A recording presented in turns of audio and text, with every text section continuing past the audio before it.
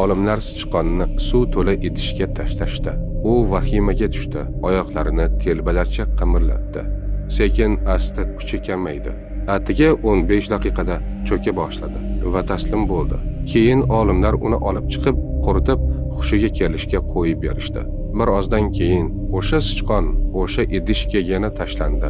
Bu safar u vahimaga tushmadi. U xotirjamlikni saqladi va asta-sekin suv ustida suzib yuraverdi.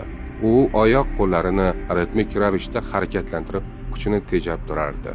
1 soat, 2 soat va u sezmay turib 60 soat davomida uzluksiz suzdi. Nihoyat olimlar uni yana olib chiqishdi. Bir o'ylab ko'ring, nima o'zgargan edi?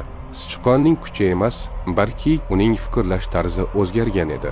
Agar sabr qilsa, kimdir uni qutqarish uchun kelishiga amin edi. Va bu umid uni avvalgidan ham kuchliroq qildi. Bu umid effekti deyiladi. Odamlarda ham shunday.